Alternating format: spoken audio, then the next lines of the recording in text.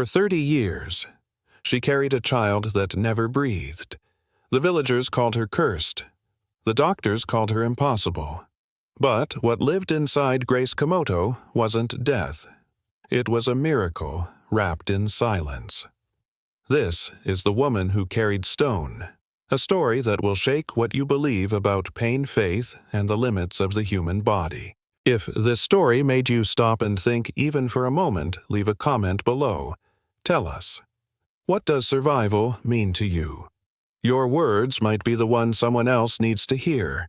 And don't forget to subscribe for more true stories that reveal the strength we never see.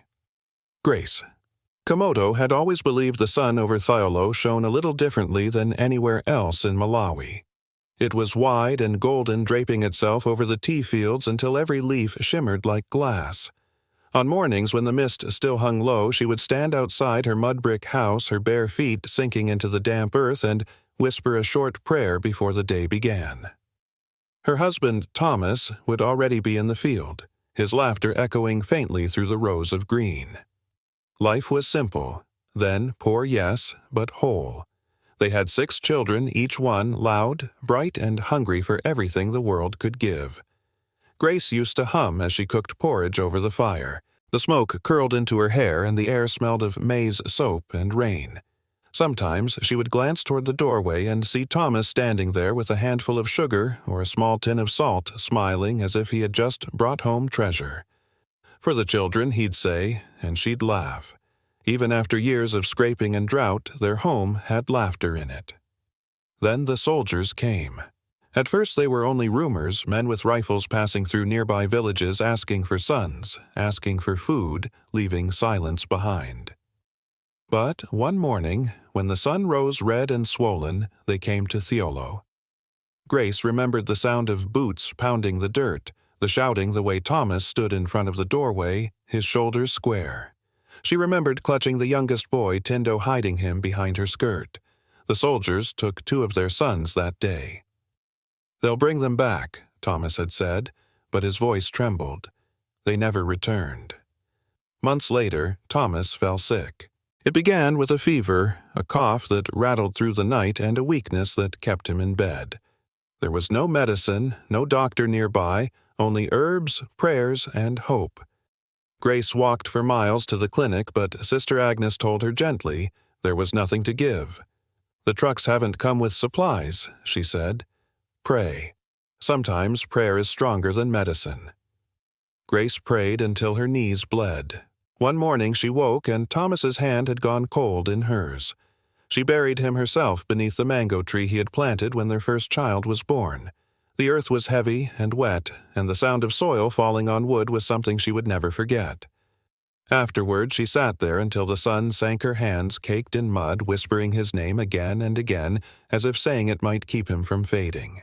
Days turned into weeks, and grief clung to her like the dust in her hair. Then, one morning, she felt the unmistakable flutter in her belly. At first she thought it was hunger, but when it came again softer this time, she froze. Could it be? She pressed a hand against her abdomen, tears stinging her eyes. "Thomas," she whispered, "you left me something." When she told Sister Agnes, the woman clasped her hands. "A blessing," she said. "God does not take without giving." Grace smiled through her tears. At 34, she hadn't expected to be pregnant again. It felt like a miracle, a sign that life could still grow out of sorrow. For the first months, everything was as it should be. She woke early, ate what she could, cassava, groundnuts, mangoes when they were in season, and imagined the baby inside her small and perfect. She even picked a name, Chikondi, meaning love. At night, she lay on her back, feeling the gentle rolls beneath her skin. The world outside was harsh, but inside her something kind was unfolding. Then, one afternoon, while she was harvesting maize, a sharp pain sliced through her abdomen. She gasped, clutching her belly. The baby kicked once hard, and then nothing. The silence that followed was so complete it seemed to swallow the world. She waited for movement, for another flutter, but the child inside her had gone still. That evening, she went to the clinic again. Sister Agnes frowned as she listened through the old wooden stethoscope pressed against Grace's skin. Maybe the baby is resting, she said, forcing a smile. Come back in a few days. A few days passed, then a week. Still nothing. Grace's belly grew heavier, but not rounder. The nausea came and went, but the life inside her felt absent. She began to dream of Thomas standing by the mango tree holding a child wrapped in white cloth. In the dream, he smiled but did not speak. She went to the clinic again, desperation sharpening her voice. This time, a traveling doctor was visiting. He examined her, his brow furrowed. "We need to take you to Zomba Hospital," he said. The baby might have stopped growing. "How far is Zomba?" she asked. 80 kilometers, Sister Agnes answered quietly. Grace laughed softly, a sound without joy. She had no money, no transport, and no family left to help. "Then we wait," she said. That night, the pain returned deep and twisting. She lay on the floor, biting her lip to keep from crying out. In the distance, thunder rolled across the hills. She whispered a prayer through clenched teeth. "If this is punishment, forgive me. If it's a test, let me pass." When morning came, the pain was gone. So was the fear. Her belly felt harder than before, almost solid beneath her palm. She thought perhaps it meant healing. Perhaps the child was resting again. But something inside her had changed. Over the next months, she grew thinner even as her abdomen stayed full. The neighbors began to whisper. "It's not normal," one woman said. "She's cursed." Others shook their heads. Maybe the child is still alive. Maybe it's waiting.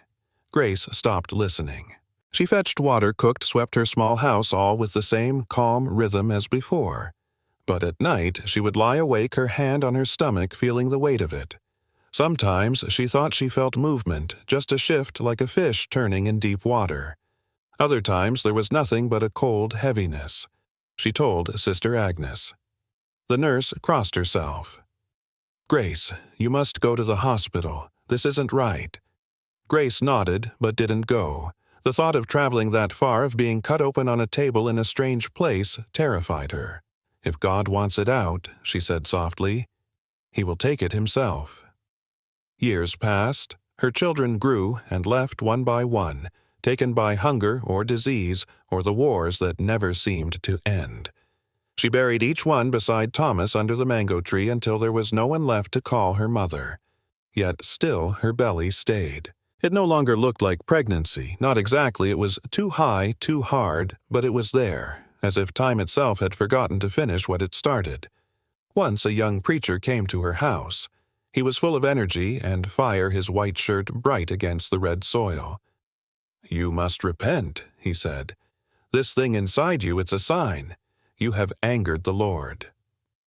Grace looked at him with eyes like still water. "If God is angry," she said, "He knows where to find me." The preacher left before sunset. The years blurred together like colors in the rain. Grace stopped marking time by seasons and started counting it by silence, the months when no one came to visit, the days when she did not hear her own voice except in prayer. The world changed around her, new roads, new leaders, new storms. But inside, the same stone weight lived on. Sometimes when she sat outside in the evening, she could feel it pressing upward, as though trying to speak. She would place her hand over her belly and whisper, "I hear you, little one." The wind would shift, and for a moment she imagined the rustling leaves were answering back. Once, when a midwife from Blantyre came through the village on a vaccination campaign, she stopped at Grace's door. The woman listened with a modern stethoscope, her brow tightening. "It feels calcified," she murmured. "Like bone." "Bone," Grace repeated. "Yes," the midwife said. "Sometimes when a baby dies inside the womb and is not removed, the body builds a shell around it to protect the mother. It's called lithopedion. Very rare." Grace stared at her. "So he is dead." The midwife hesitated. "He cannot be alive, but he is part of you now. That is why you lived." After the woman left, Grace sat for a long time on the porch, staring at the hills. The word echoed in her head, lithopedion. It sounded like something out of the Bible, something ancient and unspeakable. That night she dreamed again of Thomas under the mango tree. He was holding the same child, but this time the baby's skin was made of stone. When he looked at her, his eyes were kind. "You've carried him long enough," he said. She woke before dawn, drenched in sweat. The world outside was quiet except for the distant cry of a rooster. She placed her palm on her belly and whispered, "Soon." In the months that followed, the people of Thiolo began calling her the Stone Mother. Children pointed at her from a distance, half afraid, half fascinated. Some adults left food on her doorstep but never knocked. Others crossed themselves when she passed. Grace did not mind. She had long ago made peace with being alone. Every morning she sat on the porch with her cup of tea watching the sun rise over the hills. The steam rose in the delicate threads like prayers too tired to reach heaven. Her hands trembled now, the skin thin and lined like the pages of an old book. Each wrinkle held a memory. Thomas's laugh, her children's cries, the heartbeat she once felt inside her that had gone silent. "I'm still here," she would say aloud sometimes to no one in particular. And maybe that was miracle enough. The doctors never came back. The nurses stopped visiting. The government trucks that used to deliver medicine to the village stopped too. The clinic roof leaked. The last thermometer broke. Sister Agnes grew old and retired to her daughter's home. And Grace continued to live year after year, a living relic of something the world no longer had time to understand. Far away in Blantyre at the Queen Elizabeth Hospital, the medical journals told other stories of progress of new machines that could see inside a body and tell every secret. But none of those machines had ever touched Grace Kamoto. She lived in the space between science and silence, between faith and decay. Sometimes when she closed her eyes, she imagined what the city might look like. Lights brighter than stars, buildings taller than the mango trees, doctors who could bring sound back to the places inside her that had gone quiet. But then she would open her eyes and see the same dirt path, the same chickens pecking near the door, the same cup of cold tea. And she would smile faintly as the morning sun climbed over Thiolo once more. Years melted into one another like candle wax, each day dripping quietly into the next. Grace no longer counted the seasons. She lived by sound, the distant hum of the market on Thursdays, the cry of a baby from the house next door, the wind pushing through the banana leaves at dusk. Everything else, birthdays, holidays, years had dissolved into silence. Her body aged around the thing inside her. The skin over her stomach stretched and thinned, but never broke. Sometimes it ached a slow, dull pulse beneath the ribs. Other times it was perfectly still, as if the child inside had finally turned to stone. Grace had come to think of it not as a curse, but as a companion. She would talk to it while she cooked or washed her clothes by the river. "We've outlived them." All she would whisper almost proudly, "Even time cannot move us." The villagers had other opinions. By then, she had become legend. Children dared one another to run past her house at night. Old men spat on the ground when her name was mentioned. Some said the baby was a demon that fed on her soul. Others claimed she was a vessel of the dead, a bridge between this world and the next. People brought offerings of salt or feathers, leaving them on her doorstep as if she were some kind of spirit who might bless or destroy them depending on her mood. Grace ignored it all. She had long ago learned that fear was just another language for ignorance. Yet, even she could not ignore the loneliness that came with being feared. No one touched her anymore. Not a handshake, not a hug. The human warmth she once took for granted had vanished, leaving her in a cold, invisible cage. At night, she dreamed of the past, Thomas laughing as he fixed the radio, her children chasing chickens in the yard. But the dreams always ended the same way: the house, empty, her hands on her belly, and the sound of something moving deep inside. It wasn't a kick. It was slower, heavier, like the grinding of stone. One evening, while she was sitting by her fire, a knock came at the door. It startled her. No one had knocked in years. When she opened it, she found a young nurse standing there, her white uniform already tinged with red dust. She held a clipboard and a nervous smile. "Good evening, Mama Grace," she said. "We're doing a survey for the Ministry of Health, checking on women in the village." Grace invited her in, though she suspected the nurse's curiosity was more personal than official. The girl asked questions about Grace's health, her diet, her age. Then, inevitably, her gaze drifted to the roundness beneath Grace's faded dress. "Are you pregnant?" she asked softly. Grace chuckled. "For 30 years," she said. The nurse froze, unsure if it was a joke. 30, Grace nodded. "He sleeps now, but he's still with me." The girl scribbled something quickly on her form, thanked her, and left. Grace knew she would become a story in Blantyre by morning. She didn't mind. Let them talk. Talking was proof that she still existed. Weeks later, 2 government officials arrived in a dusty truck. They asked to see her. Their shirts were too clean, their shoes too polished. "We heard about your condition," one said, adjusting his glasses. "You could help science." Grace smiled politely. "Science has never helped me." They left after taking her picture. The following month, a reporter came then, and another. She refused them all. The last time someone tried to take a photo, she threw a bucket of water at him. She wasn't angry, she was tired. Tired of being turned into something she didn't recognize. As the rains returned, the leaks in her roof widened. She patched them with pieces of plastic and old fabric, humming to herself. On nights when thunder shook the hills, she would hold her stomach and whisper, "It's only the sky talking. Don't be afraid." Sometimes she wondered what her life might have been if she had gone to the hospital that day. Maybe the baby would have been born and buried long ago. Maybe she would have remarried had grandchildren grown old surrounded by noise instead of silence.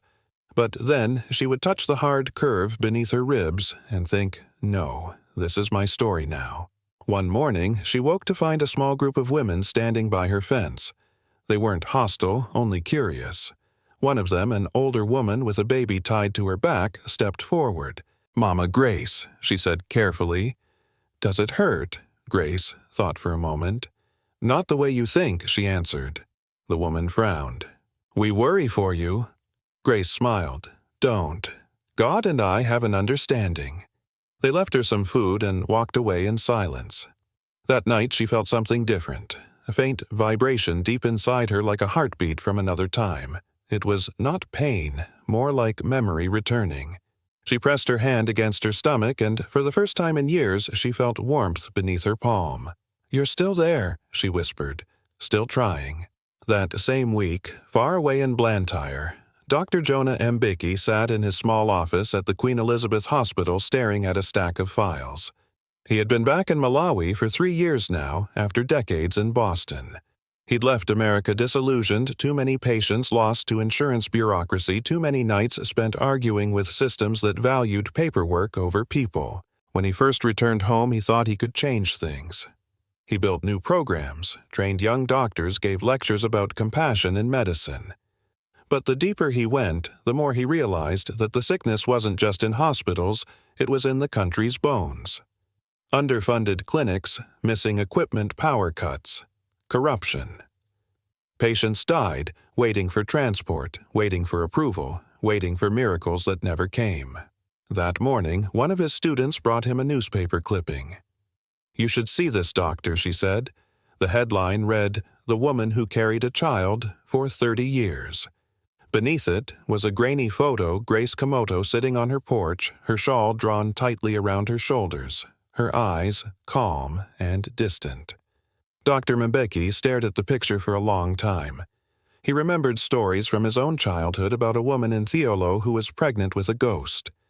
He had thought it was just folklore. But now seeing her face in print, he felt something stir, a mix of scientific curiosity and something softer, almost spiritual. "How far is Theolo from here?" he asked. "About 3 hours if the roads are dry," the student said. He nodded slowly. "Then we'll go this weekend." That night, as rain whispered against the hospital windows, Jonah sat at his desk reading old medical journals about lithopedion stone babies that lived inside their mothers for decades, preserved by calcium and silence. Fewer than 300 cases recorded in history, but none, he thought, like this. Meanwhile, in her small house under the Malanje Hills, Grace sat by the fire staring at the same flame she had stared at for 30 years. The tea in her cup had gone cold. The world outside her door was changing again, though she didn't know it yet. Somewhere, a doctor she had never met was packing his bag, tracing her name on a piece of paper, preparing to find her. And for the first time in many years, Grace felt a strange stirring, not inside her body, but in the air itself, as though the wind had shifted direction. She looked toward the horizon where the sun was breaking through the clouds and smiled faintly. "Something's coming," she murmured. The road to Theolo wound like a scar through the hill's red soil, cutting across endless fields of tea. Dr. Jonah M. Becky gripped the steering wheel of the old Land Cruiser, his eyes following the slow descent toward the valley where Grace Kamoto lived.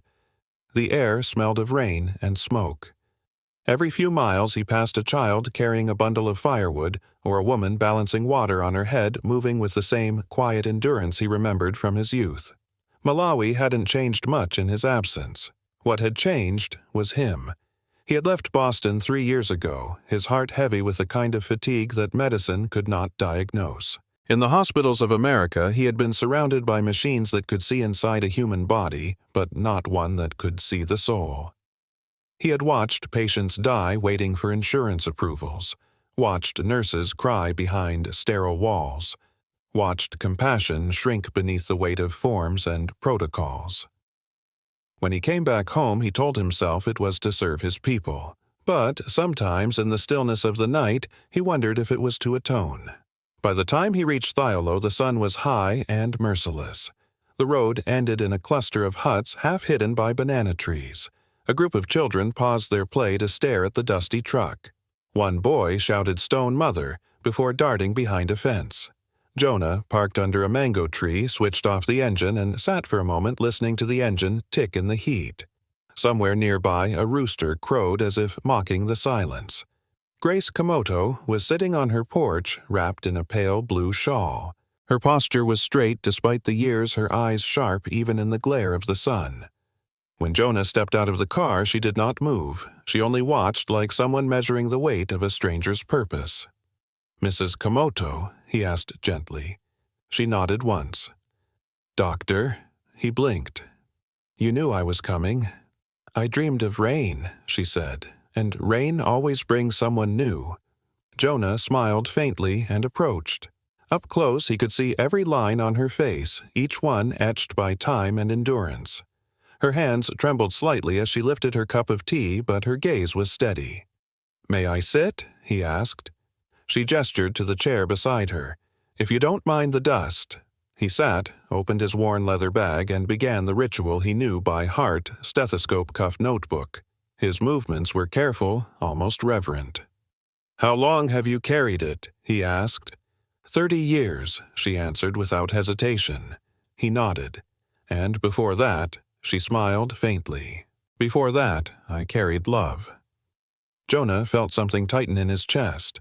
For a moment he forgot the science, forgot the journal articles and rare case studies. There was only this woman, this impossible survivor.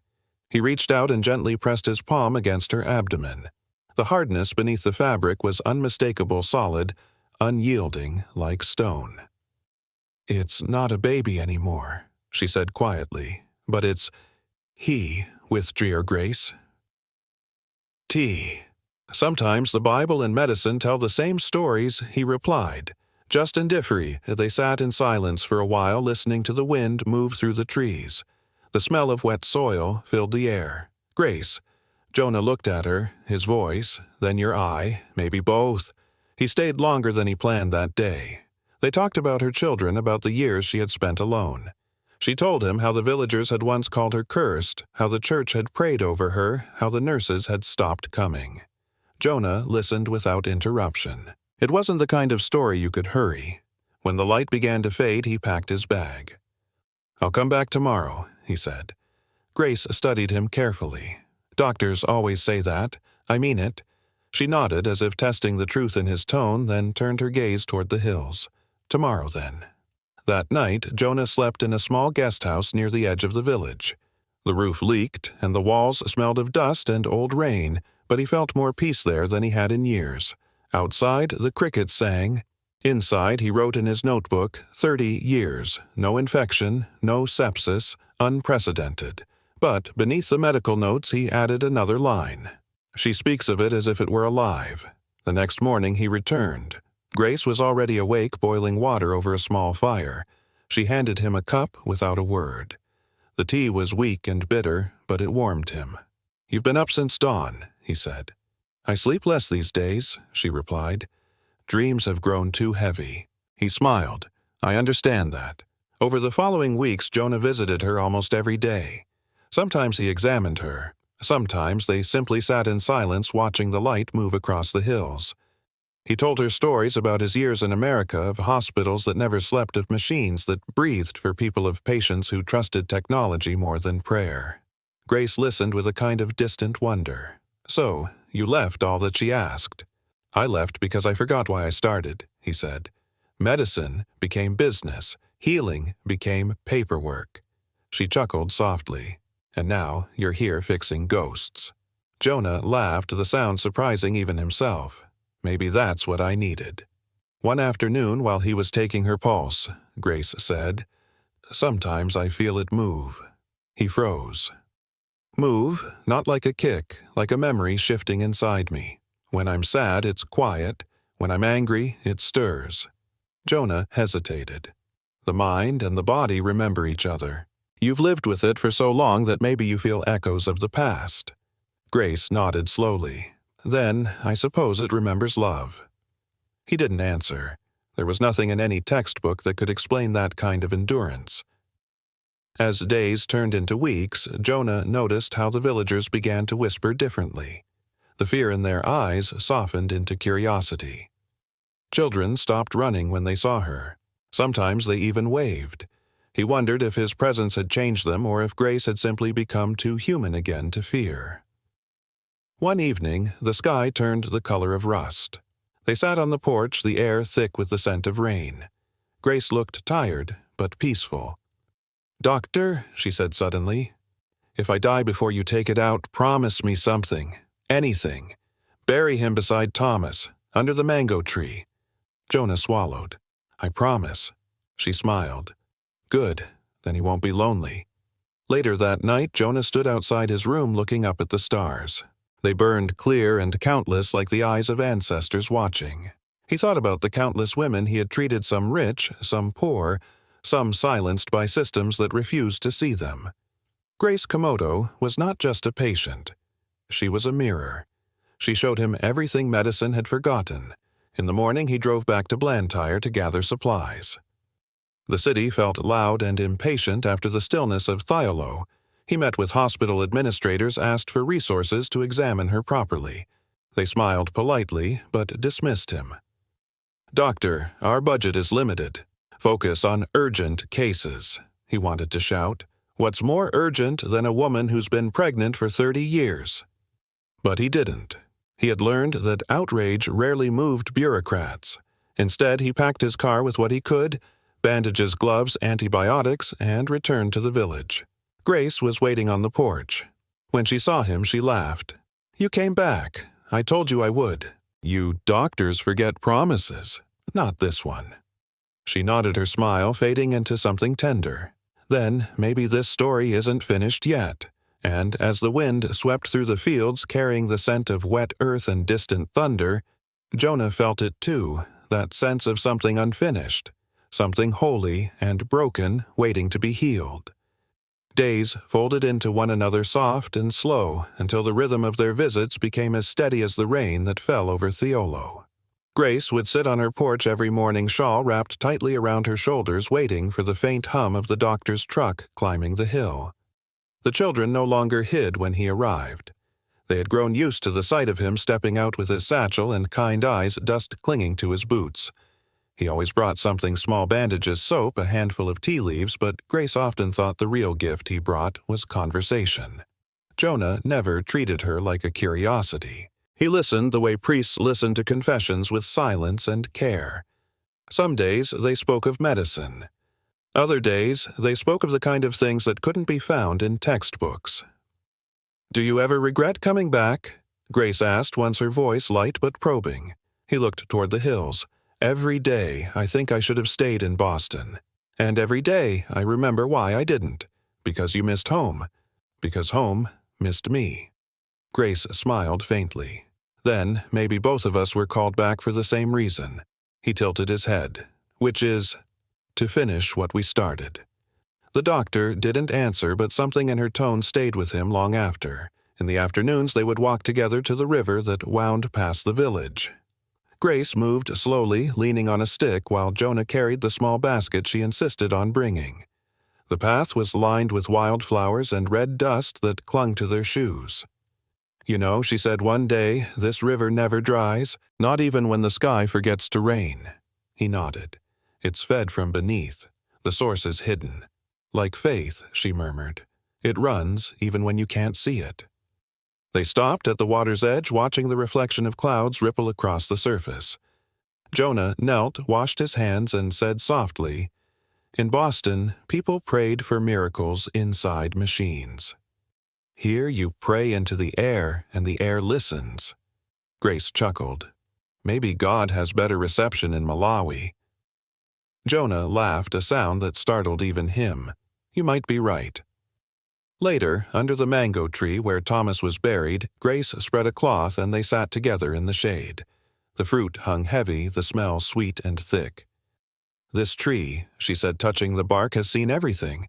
It grew over his grave, but it gives life. Maybe that's how it works, life and death feeding each other." Jonah rested his back against the trunk. "In medicine, we're taught to separate them, to fight death like an enemy. But here, it feels more like a negotiation." Grace nodded. "You cannot fight what you must one day join." For a while, they sat without speaking. The wind rustled the branches above them, scattering sunlight across the ground in golden fragments. Grace closed her eyes, and for a moment she wasn't the stone mother, or the woman the world had forgotten. She was simply Grace again, sitting beside someone who saw her not as a myth, but as a person. That night, Jonah dreamed of her. He saw her standing in the middle of a field surrounded by light, her belly glowing like amber. The sky above her was endless, full of voices he couldn't understand. When he woke, his chest ached with a strange mixture of sorrow and awe. The following morning, he told Grace about the dream. She didn't seem surprised. "Dreams come when words are too small," she said. "Maybe it means something is ready to be born." Jonah frowned. "You don't mean," she smiled. "Not the child. Something else." He thought about that as he examined her. Her blood pressure was weak, her heartbeat faint, but her spirit felt immense. He wondered how a human body could carry both decay and dignity in equal measure. As they sat together, he noticed the way her hands trembled when she reached for the tea. "You should be in a hospital," he said gently. "There are treatments that could help." "I've had enough of hospitals," she replied. "They take what's inside and leave you hollow." He wanted to argue, but her calm silenced him. "Grace, you've survived longer than anyone with this condition. Don't you want answers?" She looked at him, eyes soft. "I already have them. The question is whether you do." Jonah fell quiet. He realized she wasn't asking about medicine. One afternoon, as rain clouds gathered, Grace told him about the night Thomas died, the fever, the prayers, the helplessness. "That was the first time I learned what silence can do," she said. "It can either bury you or build you. I chose to build." He listened, the sound of thunder low in the distance. "You've carried too much alone," he said. "Maybe, but if I hadn't, who else would?" When the rain began, they stayed under the porch watching the water pour off the roof. Grace leaned back, eyes half closed. "Do you ever wonder," she whispered, "why some people are chosen to suffer more than others?" Jonah hesitated. "I don't think anyone is chosen. I think the world just forgets some of us." Grace smiled sadly. "Then we remember each other so the world doesn't win." That evening, as he drove back to the guest house, Jonah stopped by the roadside. The sky had opened into a wash of pink and gold. He thought about the clinics he had visited, the women waiting in lines for medicine that never came, the children coughing in corners. Grace was right, the world forgot. But in her presence, forgetting felt impossible. That night he sat at his desk and wrote in his notebook again. She teaches without knowing. Faith disguised as endurance. A lesson every doctor should learn before touching another life. Meanwhile, Grace sat alone by her fire. The flames flickered against the walls, casting shadows that moved like memories. She whispered a prayer, not for healing, but for meaning. Outside, the wind rustled the mango leaves, and she imagined the sound was Thomas laughing, telling her that even in silence she was never truly alone. When Jonah returned the next morning, she greeted him with a quiet smile. "I had a dream," she said. "What about the tree?" she said. "It was growing roots into the sky." He frowned gently. "That's not how trees grow." She shrugged. "Maybe heaven needed fruit." Jonah laughed softly. "You're full of mysteries, Grace Kamoto." She looked at him with a calm that only comes from people who've seen too much. "No, doctor. I'm full of stories. Mysteries belong to God." And as the sun rose over Thiolo, lighting the red earth like fire, Jonah realized that for all his years of study, for all the hospitals and machines and lectures, it was here, beside a woman who carried a stone child, that he was finally beginning to understand what healing really meant. The dry season came early that year. The sky hardened into a dull, merciless blue, and the earth cracked open in long, jagged lines. The air smelled of dust and hunger. Goats wandered through the fields where maize once grew, bleating softly as if mourning. In Thiolo, whispers carried faster than rain ever could. They said the drought had come because of her. It began as gossip at the market. "The stone mother has angered the spirits," someone muttered. Nothing grows near her house anymore. By the end of the week, the story had changed. She was keeping a ghost child, a thing neither dead nor alive, and its curse had poisoned the land. When the church bell stopped ringing, its rope snapped by the dry wind, the villagers took it as a sign. Jonah heard the rumors before Grace did. When he arrived one morning, he found the air around her home uneasy, thick with the quiet of avoidance. The children no longer waved. Doors shut as he passed. Grace was sweeping the yard, her movements slow but deliberate. "They're afraid again," he said softly. She didn't look up. Fear never leaves for long. It just waits for new words to wear. He stepped closer. "You should come stay near the mission. It's safer there." Grace shook her head. "If I run, they'll say it's true." That afternoon, a group of villagers came, led by a young preacher with eyes too bright and a voice too loud. He carried a Bible in one hand and a wooden cross in the other. "Grace Kamoto," he shouted from the path, "you must repent. That thing inside you, Jonah stood be." The preacher turned glaring. "And you, doctor, you help who?" The crowd murmured. Some held stones. Others clutched rosaries. Grace lifted her chin. "If you believe it's a curse," she said calmly, "then pray it away. But do not throw stones at what you don't understand." The preacher raised his cross, shouting verses that melted into the wind. Then, as if in answer, thunder cracked across the sky. The crowd gasped. A bolt of lightning struck a tree near the river, splitting it in two. The people screamed, scattering in panic. Rain began to fall, first in drops, then in torrents, drumming Jonah too. Grace was drenched but still smiling. Fain. He took her hand, his voice urgent. "Grace, listen to me. You're weak. The pain's getting worse. We have to go to Blantyre. You need surgery." She hesitated. Low. Jonah's voice cracked. "You're not going to die." Grace smiled, the kind of smile that already knows the answer. "Then hurry before I change my mind." They packed what little she had, a shawl, a Bible, and a faded photo of Thomas, edges worn smooth by time. Jonah helped her into the truck. The rain was relentless, washing the road into rivers of red mud. He gripped the wheel tight as the tires slid, the wipers squeaking uselessly. Inside the cab, Grace hummed a hymn, her voice thin but steady.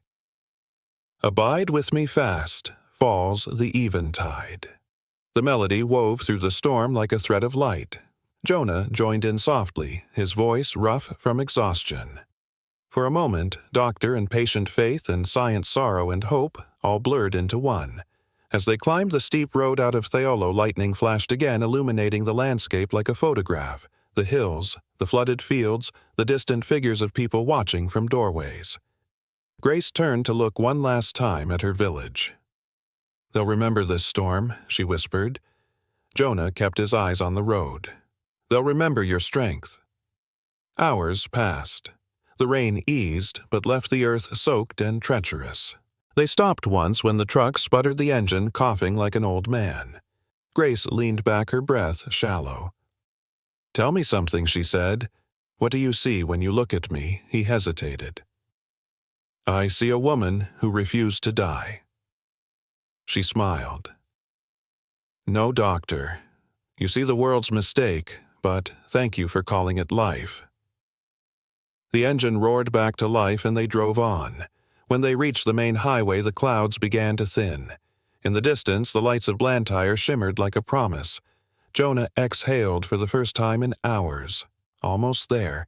Grace nodded weakly. Thomas used to say that. Almost there. But sometimes the road just keeps going. He glanced at her. Her skin looked pale, her eyes half closed. "Stay with me," he said gently.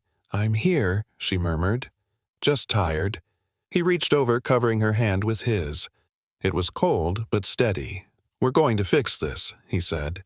She looked out the window at the dark horizon. Fixing doesn't always mean healing Jonah. He didn't argue. He couldn't. When they reached the gates of the Queen Elizabeth Hospital, the guard hesitated. The truck, caked in mud, looked out of place among the white ambulances. Jonah leaned out the window. "Emergency," he said. "Open the gate." They drove into the compound. Nurses rushed forward, startled by the sight of Grace, frail-drenched, clutching her stomach as if guarding a secret. Jonah barked orders, his voice sharp and sure. "Get a gurney. Prepare an operating room. I need a surgeon now." One nurse frowned. "Doctor, she's not on the list. There's no admission file." "Then make one." Jonah snapped. "If paperwork can wait, life cannot." They wheeled her inside. The fluorescent lights flickered. The smell of antiseptic filled the air. Grace looked around, her eyes wide. "So this is what progress smells like," she whispered. Jonah leaned down beside her. "It smells like hope." She smiled faintly. "Then let's see if it's real." He stayed by her side as they prepared her for surgery. The nurses murmured prayers in Chichewa, their voices trembling with both fear and faith. Grace reached for Jonah's hand. "If I don't wake," she said softly, "tell them I wasn't cursed. Tell them I was just left behind." He squeezed her hand tightly. "You'll wake, I promise." The doors swung shut behind them, the metal echoing through the hallway like the beat of a heart. Outside, the storm had finally passed. The streets shimmered under the weak glow of the hospital lamps, and somewhere far away, thunder rolled one last time, fading into silence. The operating room felt colder than the rain outside, a white rectangle of humming lights and metal breath. Grace lay beneath a thin sheet while nurses moved around her with the quick, careful motions of people who knew how easily a life could be lost. "Doctor." Jonah Mbeki scrubbed his hands until his skin stung, then looked up at the glass window where darkness pressed its face against the hospital. He asked for silence, and silence came, the kind that makes every sound that follows feel deliberate. "Easy," he said to the anesthetist. "Slow induction." He leaned close to Grace. "I'm here," he whispered. "Stay with me." Her eyes fluttered open clear despite the fatigue. "If I don't," she murmured, "remember the mango tree." "You will," he said. "You will wake." The world folded away from her, then the whiteness receding the ceiling, turning to a pale sky that Jonah could almost hear. He drew a breath, and the team began. Scalpel, suction, gauze. The nurses spoke to one another in low voices in the language of work and worry. The monitor ticked out its measured story. Jonah made his incision layer by layer, each movement an act of faith as much as skill. He had trained for decades, cut through flesh and fat and the film of fear 1,000 times. Yet he felt new to the practice now, reborn by one woman's insistence on being seen. They reached the old capsule that time had built. It sat like a small mountain behind her abdominal wall, fixed in place by the body's perseverance. He paused. "There," he said. "There it is." The youngest nurse crossed herself. The room felt crowded with witnesses, every patient he had ever lost, every prayer spoken in the dark. Jonah slid his hands under the calcified mass, testing its edges, the places where the body had wrapped love around grief, and called it survival. Gentle, he said to himself, we honor what we remove. The lift was slow, bold as any birth. When it came free, it came wholly as if it had been waiting for permission. The thing in his hands was unmistakably shaped by memory, a curve like a skull, a curl like an arm at rest. No blood, no breath, only the quiet weight of 30 years. The room held still. Nobody spoke. Even the machines seemed to listen. A nurse whispered, "Is it really?" "Yes," Jonah said softly, "a lithopedion, a stone child." He laid it in a stainless steel basin lined with white cloth. Carefully, almost ceremonially, he wrapped it the way midwives wrap a newborn, but slower with gravity. He had nothing to say that wasn't too small for the moment. He turned back to the living woman on the table. "Let's close," he said. "She's carried it long enough. Sutures, pressure, a final rinse." The wound came together like a decision finally made. When it was done, when her abdomen rose and fell on its own in small, tired waves, Jonah stepped away and pressed his palms to his eyes. He felt his chest crack open and did not hide it. A nurse placed a gentle hand on his shoulder and left it there a second longer than protocol. Grace woke to a softer world. Her mouth was dry and the lights were dim, and for a moment she didn't know how many of her prayers had been answered or ignored. Then she felt it, the lightness, the absence. It was not emptiness, it was release. She turned her head, and Jonah was there. "Did it look like a child?" she asked.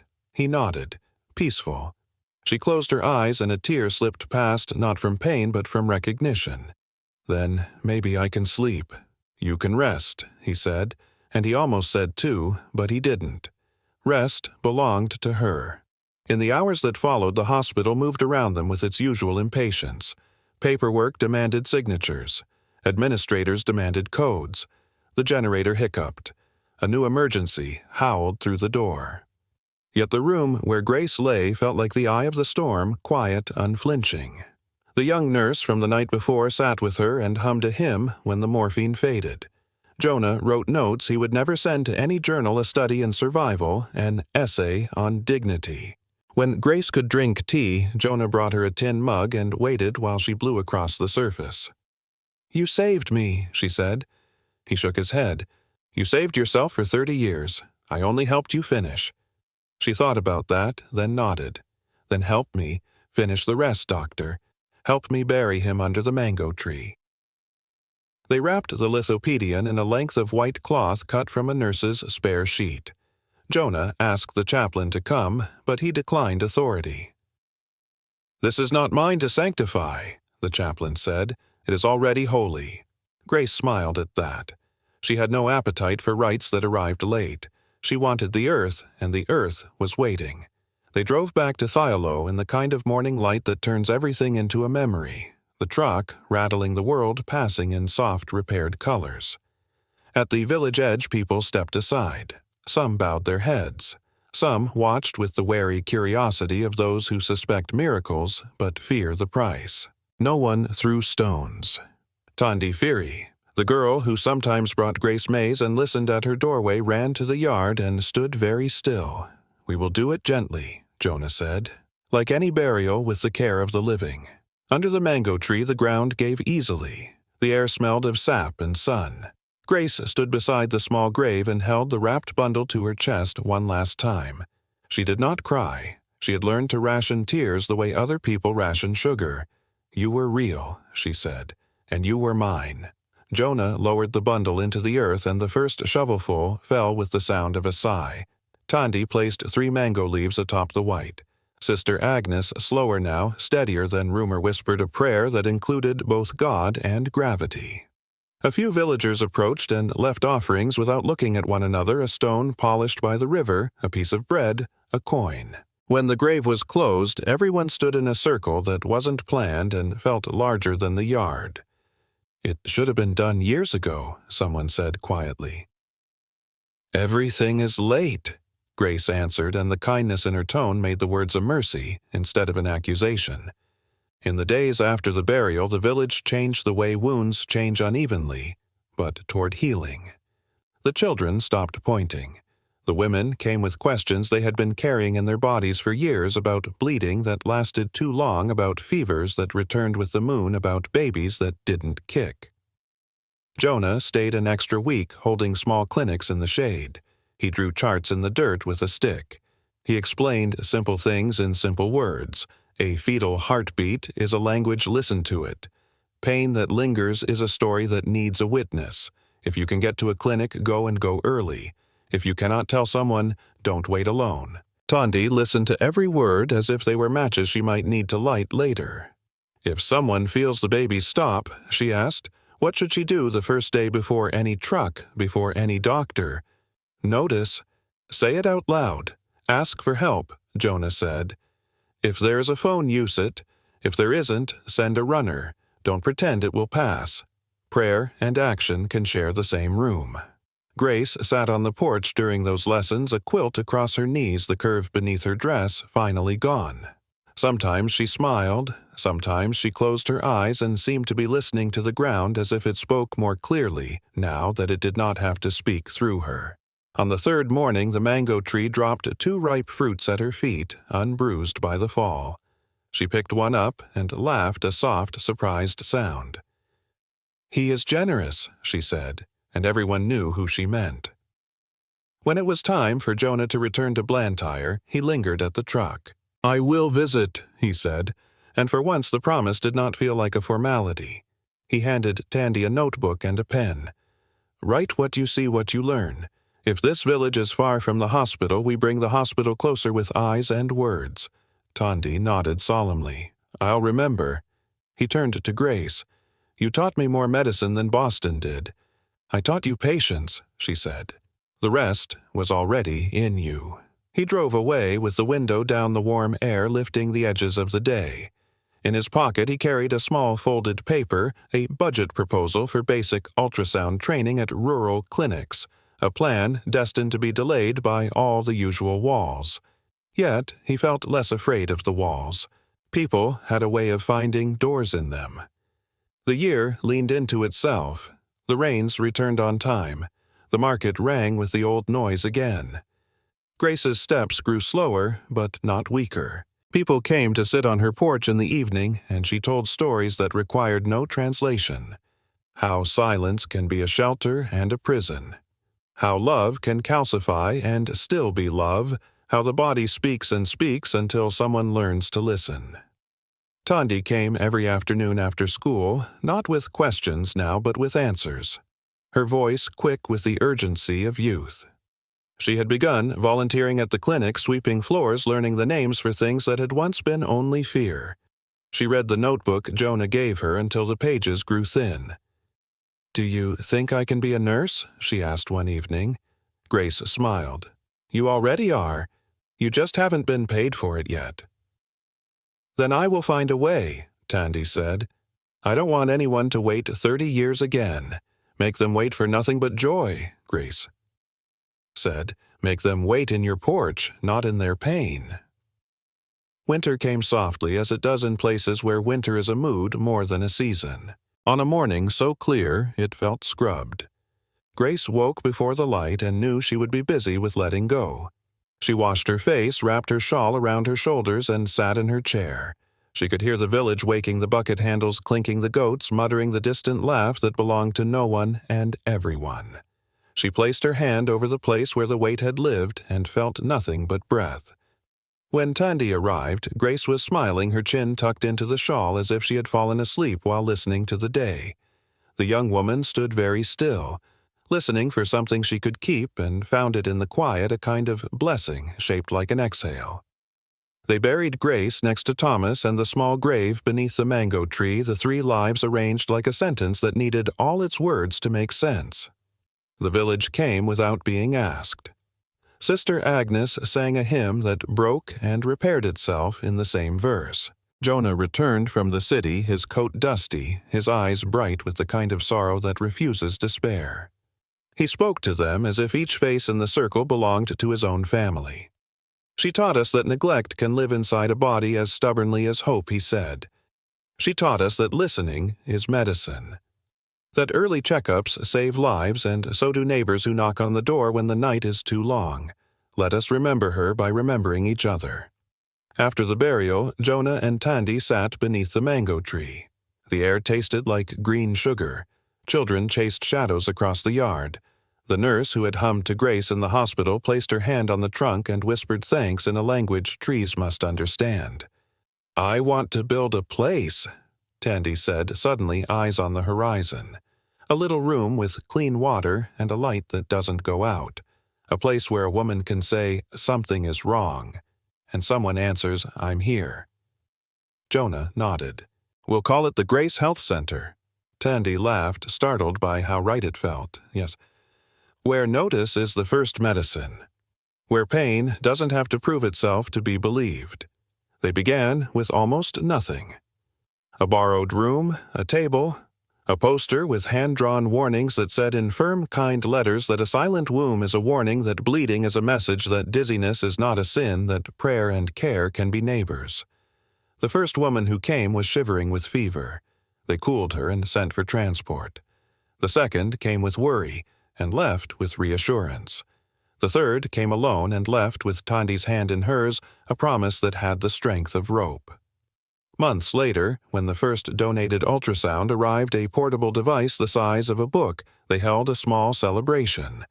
The screen flickered to life, and the village leaned close as if watching a new star form. The first heartbeat they heard rang through the room like a bell someone had finally learned how to ring. No rope snapped. Nothing was cursed. Women laughed, wept, and made plans. Sometimes Jonah would stand in the doorway and pretend he had only stopped by on his way elsewhere. He knew better. This was the road he had been trying to find since Boston, a place where healing was not a department but a promise kept in small rooms by people who refused to forget each other. On a bright morning a year after Grace's burial, the mango tree bore fruit so sweet that even old men grinned like boys. Tandy picked one and placed it on a small wooden shelf inside the clinic beside a folded page from Grace's notebook. The handwriting was thin and steady. "Pain stayed with me, but so did hope." Tandy touched the words with the tip of one finger and whispered to the empty doorway to the busy room to the woman who had taught her to look for answers and to listen for warnings. "I hear you," she said. "We all hear you now." Outside, the village could be mistaken for any other bucket's laughter, a goat refusing to be led. But there was a difference, that even the wind could read a line of footprints that did not turn away at the threshold, a light that was still burning when the sun went down, and a tree that dropped fruit as if to prove that nothing the earth keeps in silence is lost when people are willing to listen. In Blantyre, when Jonah was asked by visiting doctors why he believed in small clinics and simple machines, he would say the same thing every time, because early is a kind of love. Because no woman should have to carry what the world forgot to lift. Because care must be closer than fear. He kept a photograph on his desk, a quiet woman in a blue shawl sitting under a mango tree. When days were heavy with forms and budgets, he looked at her face and remembered the operation room's silence, the moment when the past let go, and the village's circle that closed around a grave and did not collapse. He remembered that he had not saved her. He had arrived in time to witness her saving herself. And somewhere in Theolo, when the wind came down the hill at dusk and moved through the leaves with a sound like the gentlest agreement, it was easy to think the tree was saying her name, and that the ground, no longer burdened, was finally answering back. The sound of the mango tree still reached the village clinic every morning, carried by the wind that rolled down from the hills. It brushed the roof of the Grace Health Center, whispering through the new tin sheets like a voice that had simply changed its form. Inside, the rooms were bright and simple whitewashed walls, posters hand-painted by local students, the faint hum of a solar fan. The small ultrasound machine sat on a wooden table beside a vase of dried flowers. Every morning, Tandy Firi began her rounds with a ritual. She would wipe the screen, open the notebook Grace had once held, and read one line aloud. "Pain stayed with me, but so did hope." It reminded her why the clinic existed, not for miracles, but for moments of attention. The clinic had been open for 2 years now. Dozens of women had come, most on foot. Some carried on bicycles or wheelbarrows, a few escorted by men who had learned slowly that care was not weakness. There had been births that began in fear and ended in laughter. There had been diagnoses caught early tumors infections, heart murmurs that once would have gone unseen until it was too late. When journalists came from the capital, they wanted numbers. How many patients? How many recoveries? How many machines? Tandy gave them what she could, but when the cameras turned off, she said, "The real number is one, the one who lives to tell the next." One afternoon, a young woman named Esnart arrived from a distant village. She was pale, trembling, her belly swollen in a way that made Tandy's chest tighten. Esnart whispered. The nurse at the market said it stopped moving. Tandy helped her onto the bed and turned on the ultrasound. The screen flickered a gray sea of shapes. Then there it was, a heartbeat. Faint, but there. Tandy smiled. "He's resting," she said. "Not gone." Esnart cried, clutching her hand. When Dr. Jonah visited later that week, he found Tandy sitting outside staring at the mountains, the machine humming behind her. "You saved another," he said. She shook her head. "Grace did. She's in the room. Every time we listen." Jonah smiled.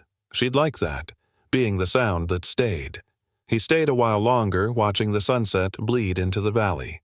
"Do you know," he said softly, "when I went back to Boston last year, they asked me to lecture about your clinic. I told them it runs on stories, not funding." Tandy laughed. "Then they won't understand a word." "Maybe they will," he said. "Maybe that's the point." Later that night, he recorded a message for a health symposium in the U.S. His voice was calm, steady, but carried the weight of something earned. "In Malawi, I met a woman who carried her child for 30 years. It wasn't life as we define it, but it was survival, devotion, and pain intertwined. Her story taught me something medicine forgets too often, that early care isn't luxury, it's mercy. The regular checkups are not privilege, they are protection. So, when you schedule your next appointment, when you remind someone to go for a screening, when you tell a friend not to wait, know that you are part of the same promise that saved a village. Prevention isn't just science, it's kindness ahead of time." He paused before ending the recording, his eyes glancing toward the photograph on his desk. "Grace under the mango tree. She carried what no one should have to carry alone," he said. "And because of that, others will not have to." In Thiolo, the seasons turned again. The clinic's roof held against the rains. The women began to bring their daughters not just when they were sick, but when they were well, because health had become something they could own, not fear. Sometimes, when the wind passed through the mango leaves, the sound it made was almost like breathing. And if you stood very still just outside the clinic window, you could almost believe it was saying her name. Grace. A name that meant endurance and listening and love made visible.